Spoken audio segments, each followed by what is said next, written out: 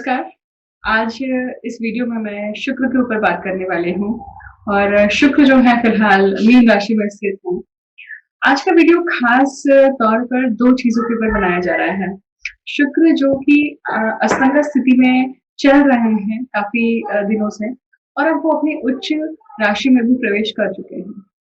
इस वीडियो को आने में थोड़ा-सा समय लगा है बट डेफ़िनेटली कुछ न कुछ ऑब्ज़र्वेशंस के साथ ये वीडियो आया है, तो आप सभी को इसका बहुत उपयोग होगा, ऐसी मैं आशा करती हूँ।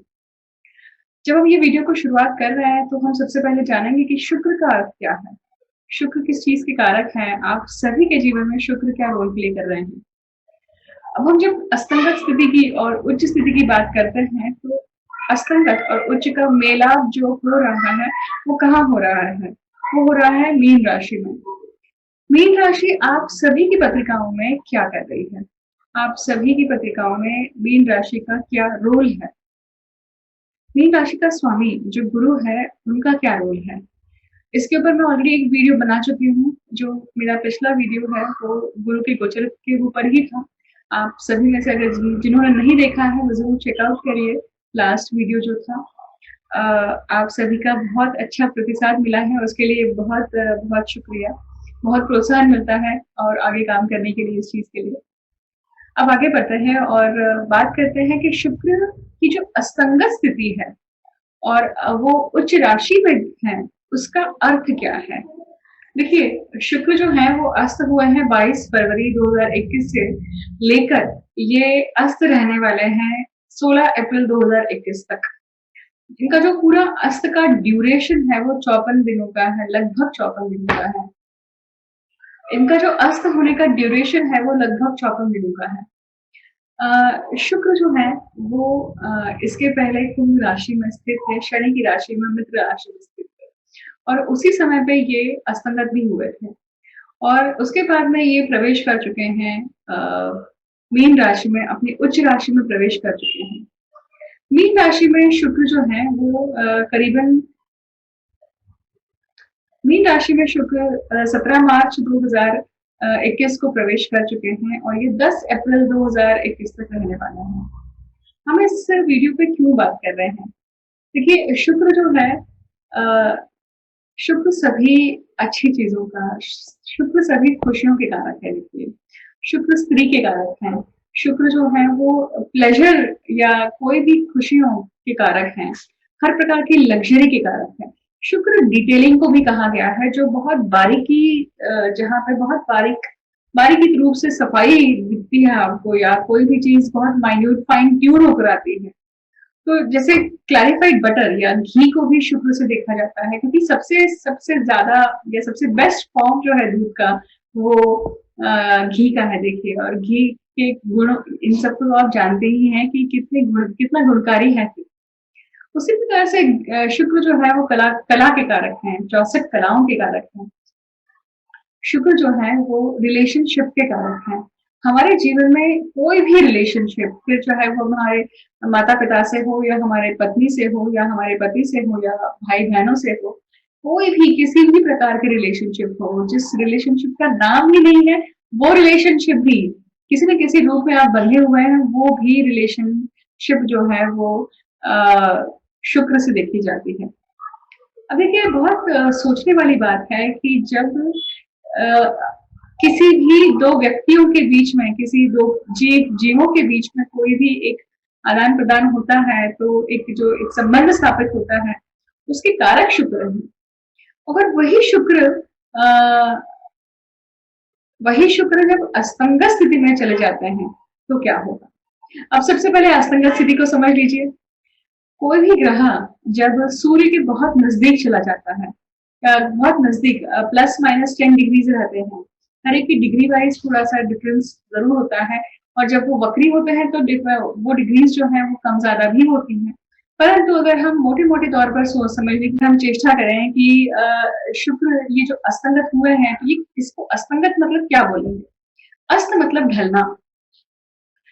संस्कृत में अस्त का जो शब्द है वो मौढ़्यामी या फिर आप अस्त्र या कॉम्बस्ट ये सभी इसके पर्यायवाची हैं। ये जो शब्द है ना मौध्यामी या फिर मौध्य, ये जो शब्द है इसका बड़ा बड़ा डिफरेंट मीनिंग है। बहुत जो मीनिंग है वो बिल्कुल सार्थक सार्थक दिखाई देगा आपको अभी अपने जीवन में। मौढ़्यामी होता है, मौढ़्यामी का अर्थ है मूर्खता, फुलिशनेस। और शुक्र प्यार के कारक हैं, प्रेम प्रसंग के कारक हैं। जीवन में जिस भी दिशा से, जिस भी प्रकार से आपके जीवन में प्रेम है, उसके कारक शुक्र हैं। और अक्सर हम प्रेम में ही आकर कुछ न कुछ गलतियां करते हैं, प्रेम में आकर हम कुछ न कुछ मूर्खता करते हैं। और मूर्खता कब करते हैं?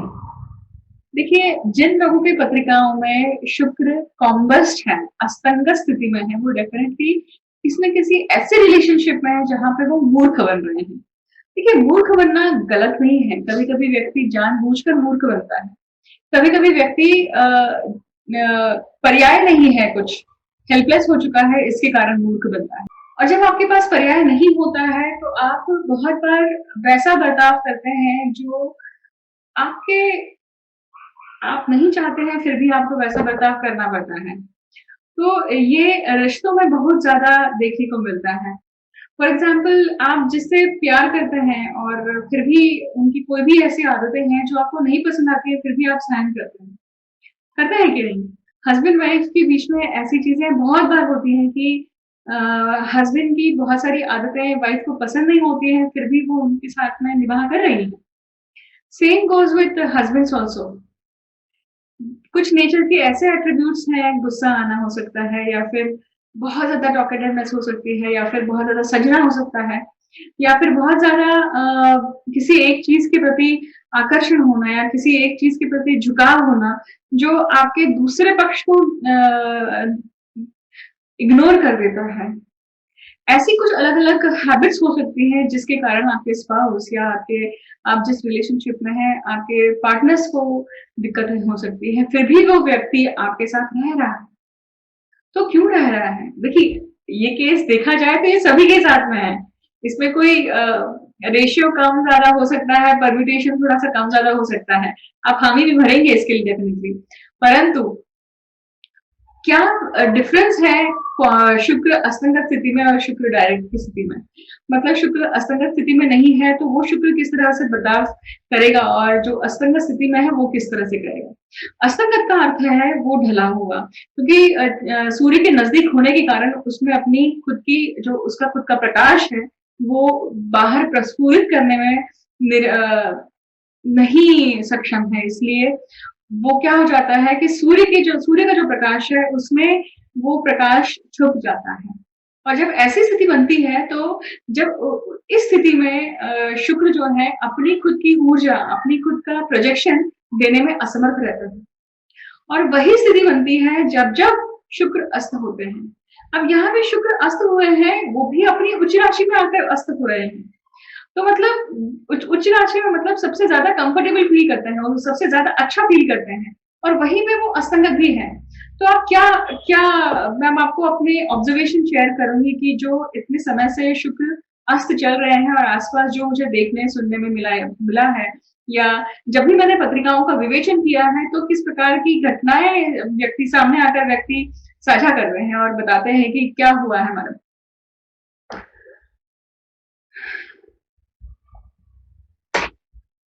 आप देखेंगे कि शुक्र जो है वो वस्त्रों के कारक हैं। शुक्र जो है वो सभी बहुत रिफाइंड चीजों के कारक हैं। तो वो परफ्यूम्स हो सकते हैं, कॉस्मेटिक्स हो सकती हैं, या फिर आपके बहुत अच्छे ब्रांडेड कपड़े हो सकते हैं। शुक्र जब अस्तंगत स्थिति में हो जाते हैं तो इन सभी चीजों में या तो कमतरता आती है, या फिर ये सभी चीजें आपके पास जब हैं, आप इसको उपयोग कर रहे होते हैं, तो ये किसी न किसी रूप से ग्रहण लग जाता है, किसी न किसी रूप से ये कम्बस्ट हो जाती है।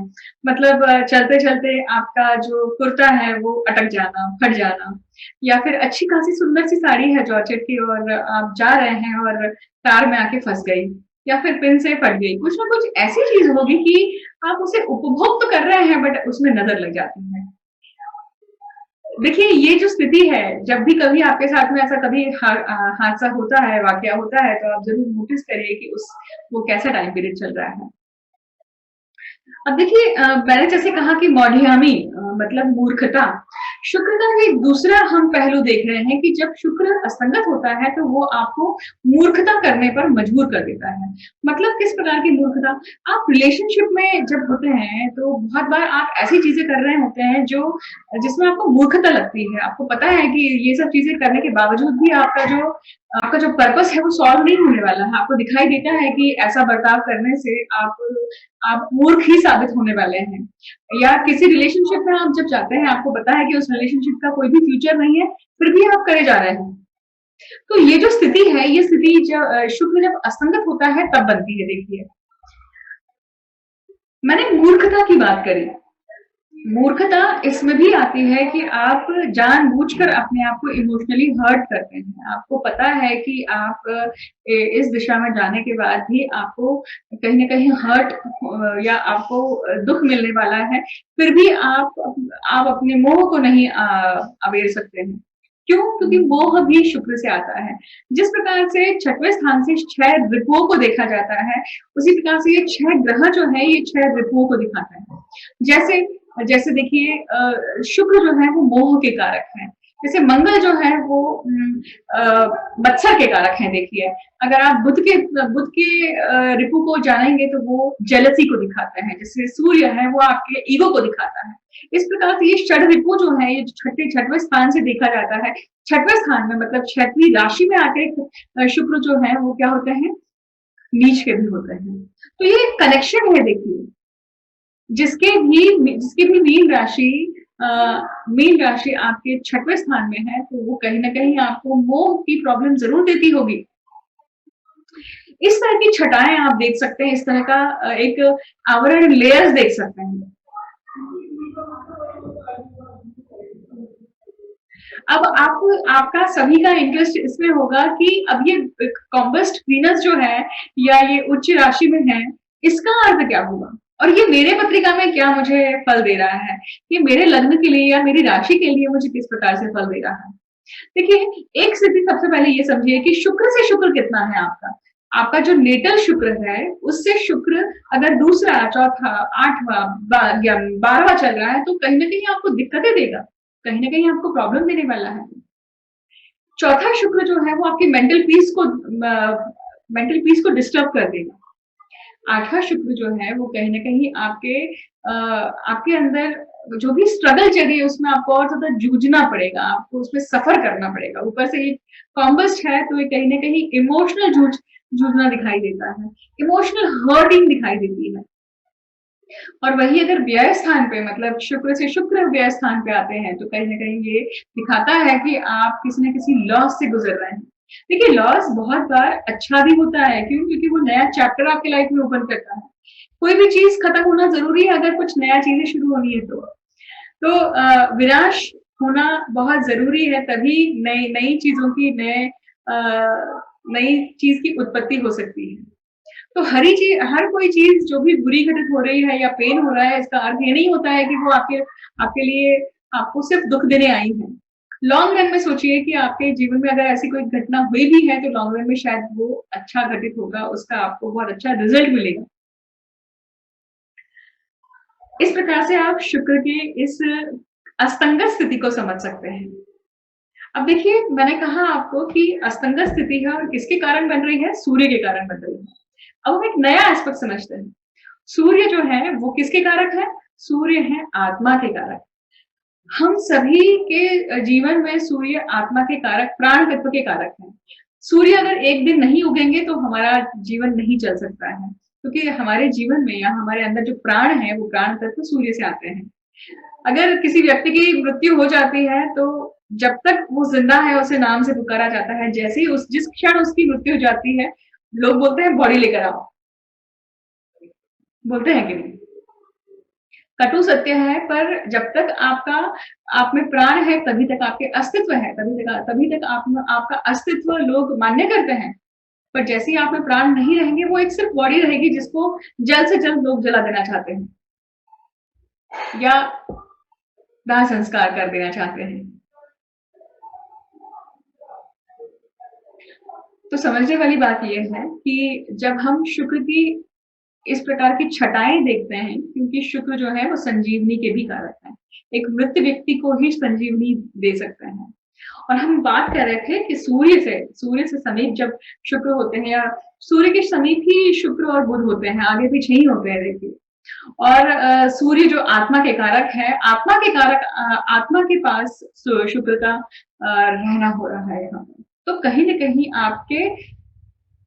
आपको आत्मिक लेवल पे कहीं न कहीं कुछ न कुछ तकलीफ मिल रही होगी। किसी का ब्रेकअप हुआ होगा, किसी की रिलेशनशिप में बाधाएँ आई होंगी, कोई रिलेशनशिप में बंधा होगा और बंधने के बाद तुरंत बाद मोह भंग हुआ होगा।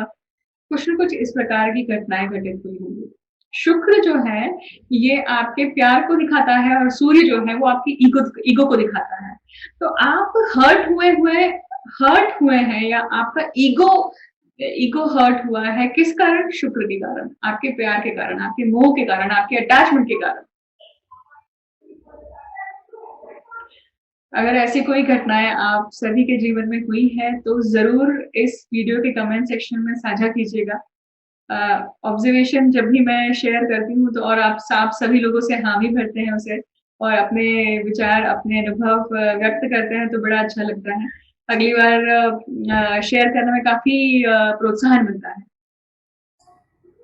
जब आप पहले भाव की बात करते हैं तो आप देखेंगे कि पहले भाव में जब शुक्र है और उच्च के शुक्र हैं, तो आप खुद सजने-संवरने में, आपके खुद के लुक्स में आप बहुत फाइन ट्यून होना बहुत पसंद करेंगे। परंतु ये असंगत शुक्र है, सूर्य के पास में है, कहीं न कहीं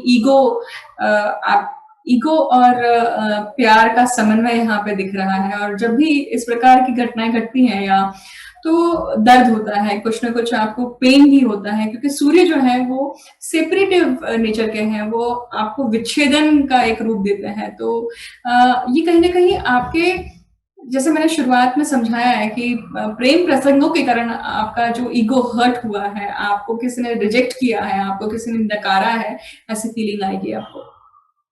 और आपकी बॉडी के कारण आप नकारे गए हैं, इसकी भी संभावनाएँ बनती है। देखिए, जो आपकी इंटरनल ब्यूटी है वो अभी नहीं दिखाई देगी सामने वाले को। जो आपके इंटरनल टैलेंट्स हैं वो नहीं दिखाई देंगे सामने वाले को, क्योंकि वो सूर्य की रोशनी में छुप रहे हैं।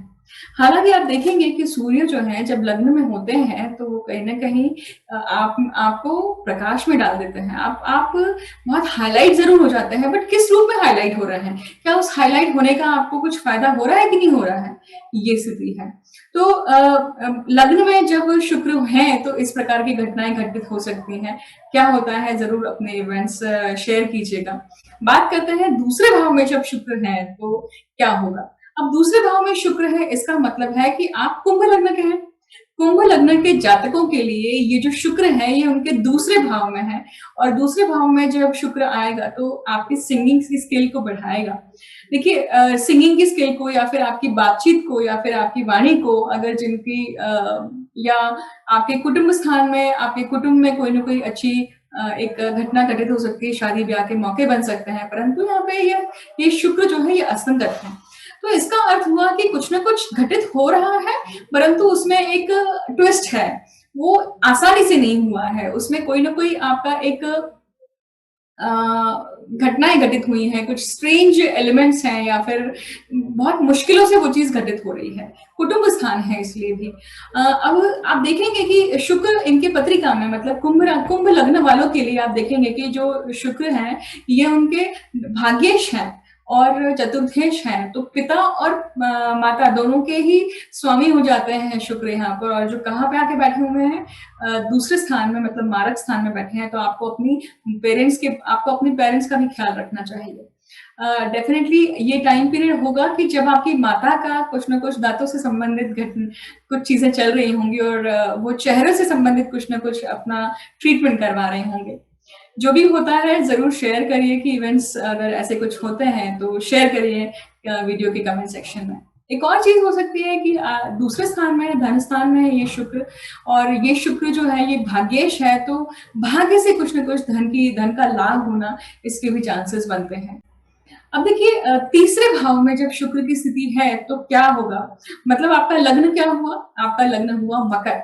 मकर लग्न के जातक उनके लिए ये जो शुक्र है ये इनके तीसरे भाव में, मतलब तीसरे भाव में जब शुक्र बैठे हुए हैं तो वो क्या दिखाते हैं?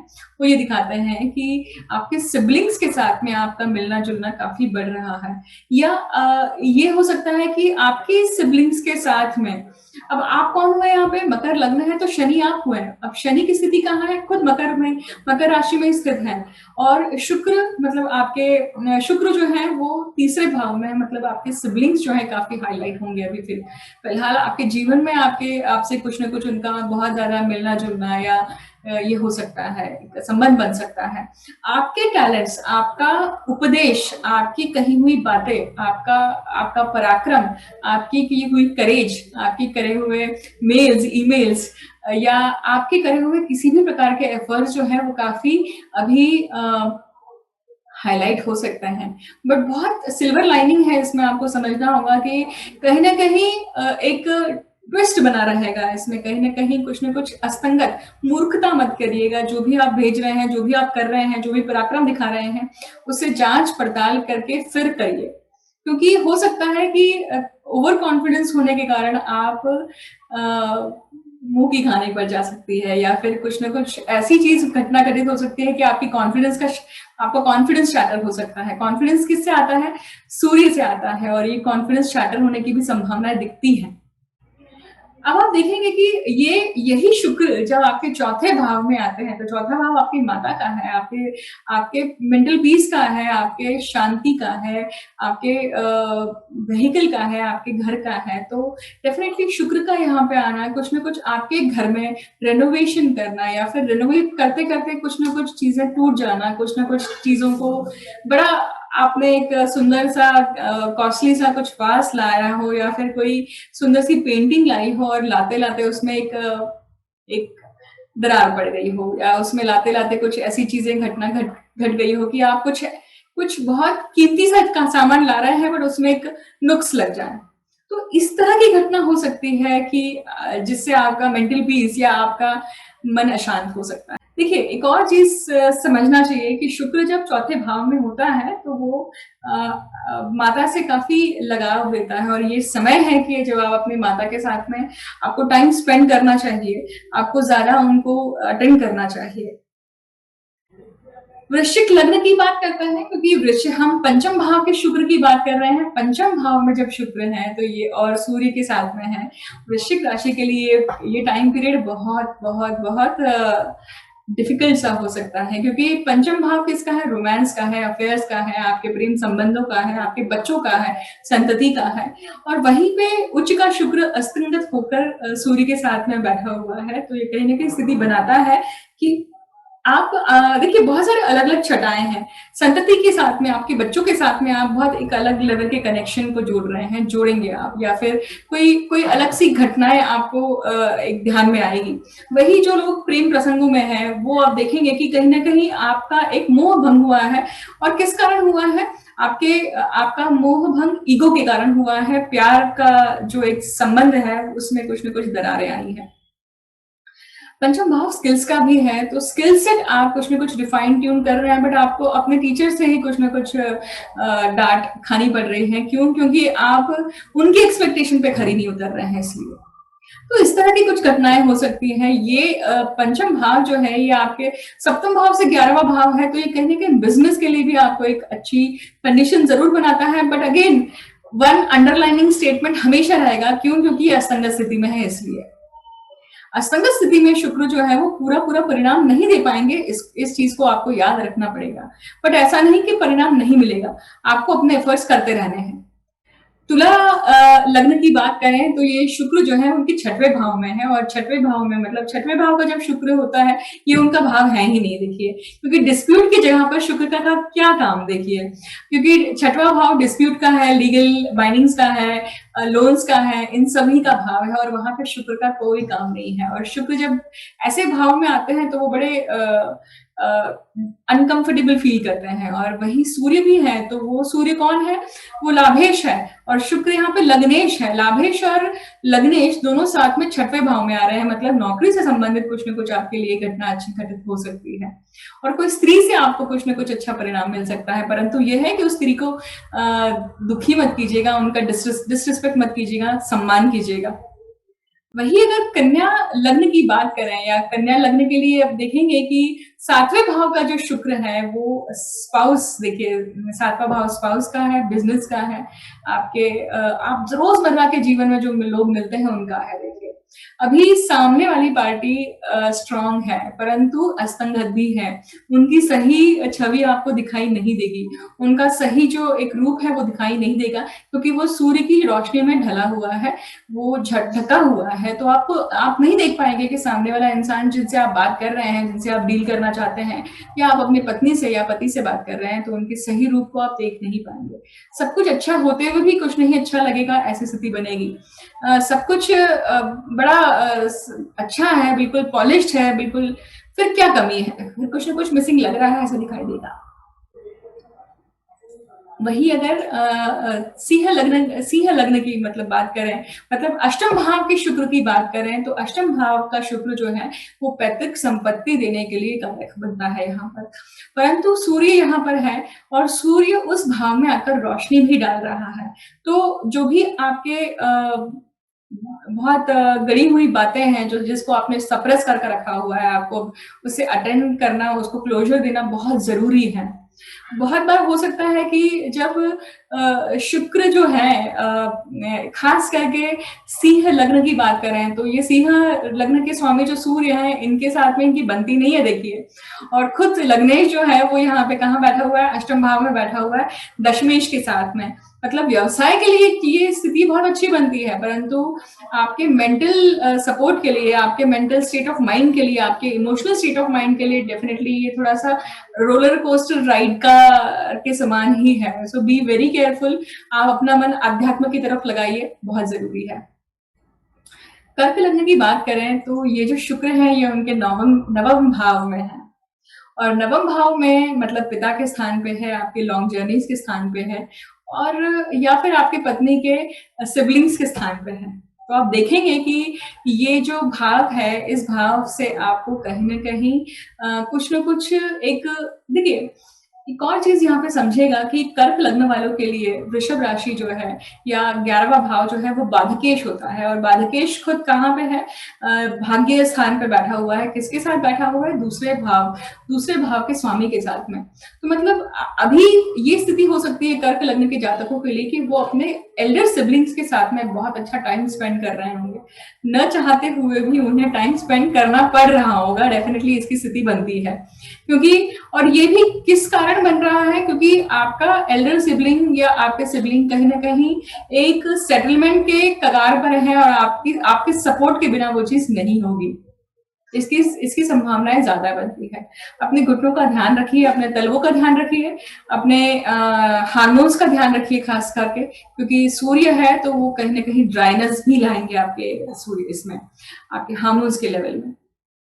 अगर मिथुन लग्न की मतलब आपके दशम भाव के शुक्र की स्थिति की बात करें, तो आप देखेंगे कि मिथुन लग्न के लिए ये शुक्र जो है ये उच्च हो रहे हैं उनके दशम भाव में, और ये शुक्र इनकी पत्रिका में व्यय स्थान के और पंचम स्थान के स्वामी हैं।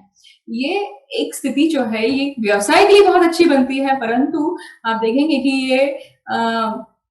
ये स्थिति आपके लिए एक ऐसा एक रास्ता ओपन कर रही है जहां पे आप शाइन अप होंगे, क्योंकि दशम भाव में सूर्य का होना आपका काम शाइन अप करेगा, आपका आपका जो किया हुआ एफर्ट होगा, आप लाइमलाइट में आएंगे। परंतु शुक्र है, आप कहीं ना कहीं आपका पार्टनर परेशान है, कहीं ना कहीं आपका आपके आपके पार्टनर के साथ में या आपके जीवन साथी के साथ में कुछ न कुछ इमोशनल वारदात हो रही है, वो परेशान है, आपको उनकी तरफ ध्यान देना बहुत जरूरी है। दशम स्थान में शुक्र है, तो आपके कार्य क्षेत्र में या कहीं भी अगर स्त्री वर्ग हैं जिसके साथ जुड़े हुए हैं, तो उनका सम्मान करिए, उन्हें डिसरिस्पेक्ट मत कीजिएगा। हो सकता है कि इस टाइम पे उनको आपकी जरूरत है और आपकी करने की बारी है अभी। वृषभ के लिए बात करें तो वृषभ लग्न के लिए आप देखेंगे ये जो शुक्र है ये 11वें भाव में है। अब 11वें भाव में शुक्र जो है ये उच्च की स्थिति में असंगत बैठे हुए हैं और 11वां भाव आपका लाभेश लाभ दिखाता है, हर प्रकार के लाभ दिखाता है। लग्नेश का खुद का लाभ भाव में जाना ये बहुत अच्छा योग बनाते हैं। मतलब इसका अर्थ है कि आप खुद लाभ भाव में जाकर बैठे हैं, आपको लाभ होना ही है, क्योंकि यही शुक्र जो है ये कौन है आपकी पत्रिका में, ये 6वें भाव का भी स्वामी है और ये लग्न भाव का भी स्वामी है और सूर्य जो है ये 4थे भाव के स्वामी है। तो ये कहीं ना कहीं दिखाता है कि माता के लिए डिफिकल्ट सिचुएशन हो सकती है, क्योंकि माता के लिए आप देखेंगे कि उनके 8वें भाव में सूर्य शुक्र की युति बन रही है। तो आपको ध्यान रखना चाहिए कि उनके तलवों की या फिर उनके डायबिटीज की प्रॉब्लम होना या फिर शुगर की प्रॉब्लम होना, इसमें कुछ ना कुछ और दिक्कतें आ सकती है। उसके लिए आपका पैसा खर्च हो सकता है, ये भी दिखाई देता है।